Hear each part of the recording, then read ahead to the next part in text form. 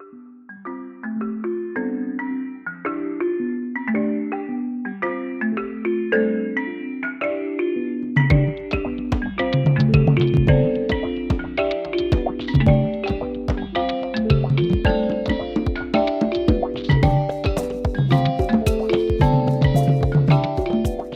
histoire, elle est inspirée de la vie d'enfant du Burkina Faso.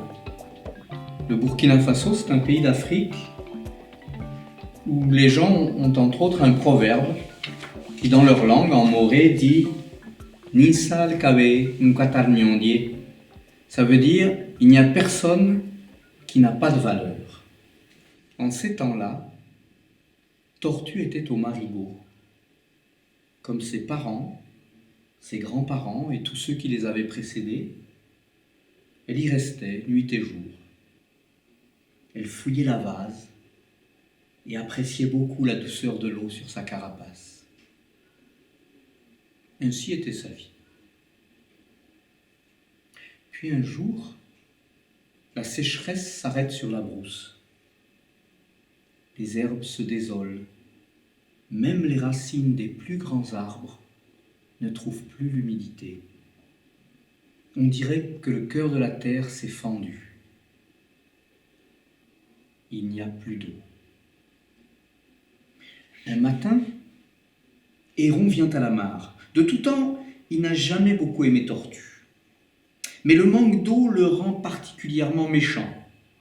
Et il met Tortue au défi de danser et voler comme lui. Tortue n'y arrivant pas, Héron lui ordonne de quitter l'eau pour ne pas la troubler. Sans protester, Tortue obéit. Héron parti, Tortue revient lentement.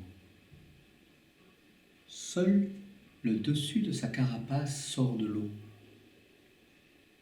Mais une voix moqueuse l'interpelle. C'est Lièvre, qui à son tour se présente au marigot.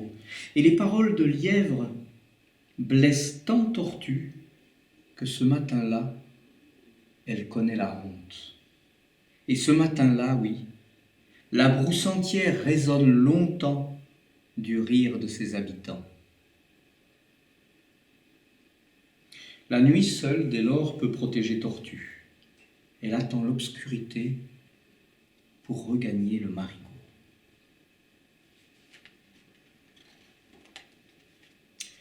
De retour de chasse, Panthère approche.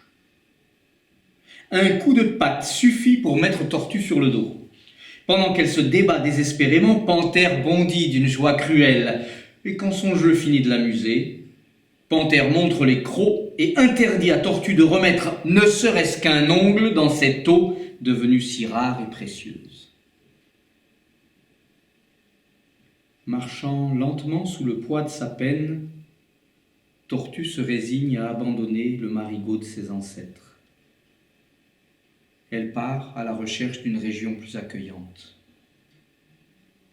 Ses ancêtres parlaient d'une mare qui jamais ne sèche, là-bas, vers le couchant.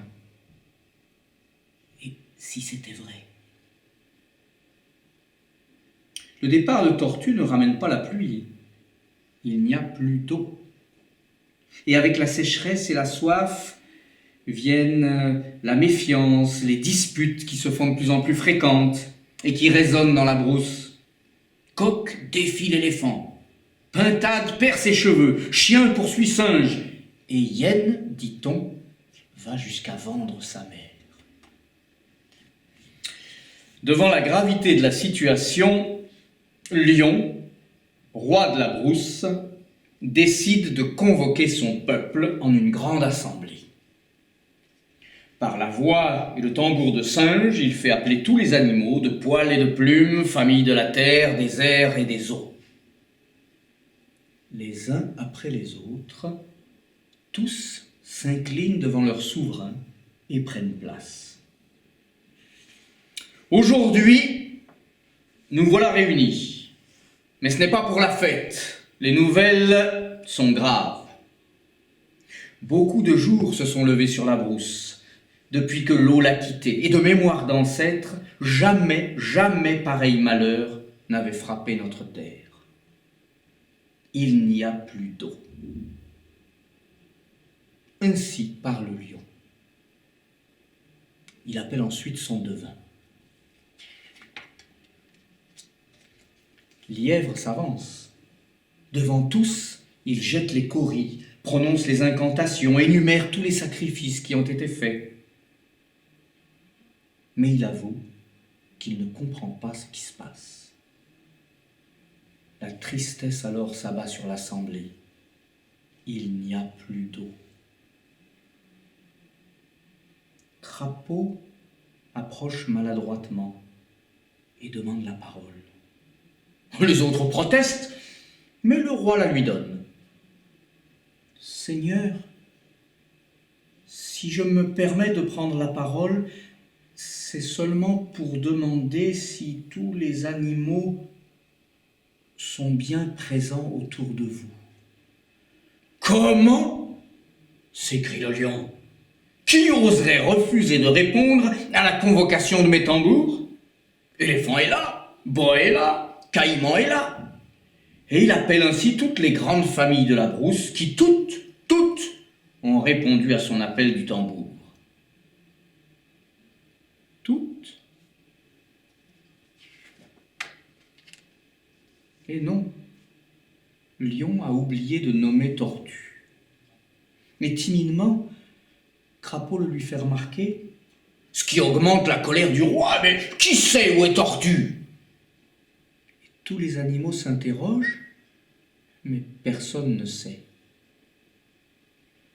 Crapaud précise que Tortue a quitté le marigot depuis plusieurs jours.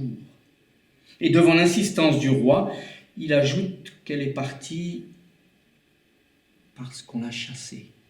Et qui a chassé Tortue ?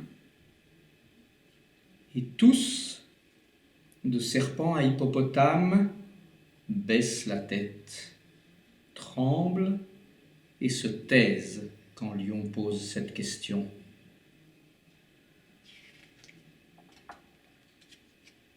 Épervier rompt le silence et dit qu'il a vu, il a vu Tortue marcher vers le couchant. Alors le roi ordonne que tous se mettent à sa recherche. Le griot entonne un chant de marche et tout ce que la brousse compte d'animaux valides part sur les traces de Tortue. De son refuge, Tortue entend le son du tambour dans la brousse et les cris des animaux qui approchent. Prenant peur et ne pouvant pas se sauver, elle se recroqueville pour ne pas être vue. Mais tout à coup, Phacochère la découvre, et bientôt tous les animaux entourent Tortue. Inquiète de cette agitation, elle ne répond pas aux voix qui lui demandent de sortir la tête. Elle attend.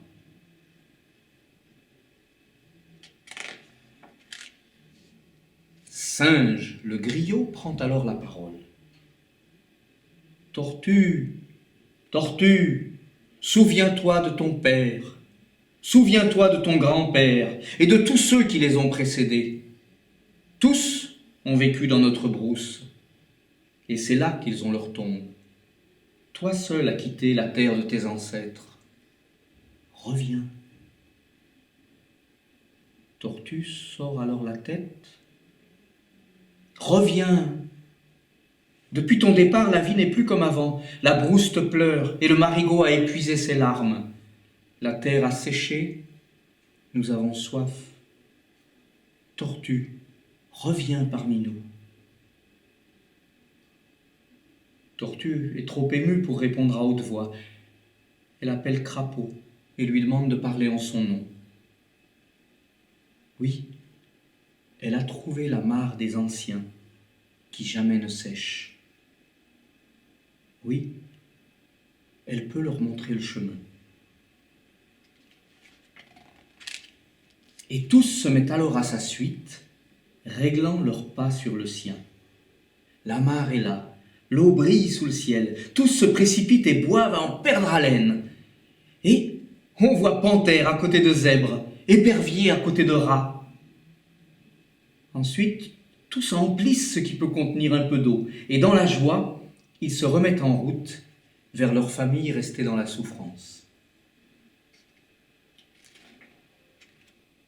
et tous fêtent le retour de Tortue et l'eau tant espérée.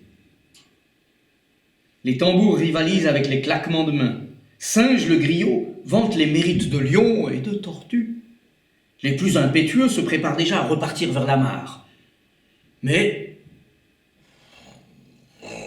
le tonnerre gronde et 3 rafales de vent secouent les arbres.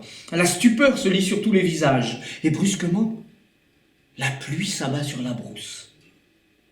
Et sous des trompes d'eau, tous dansent la joie, l'entente et l'avenir. Tortue regagne lentement le marigot. Heureuse de tout ce bonheur, elle retrouve enfin le marigot de son père. Et entre 2 éclairs, Lion proclame: désormais, gens de poil, gens de plume, gens d'écailles, peuple de la terre, du ciel et des eaux, coutumiers de la nuit et coutumiers du jour, tous ne formons qu'une seule et même famille. Ninsa al-Kabe, Mpatagnon lié, il n'y a personne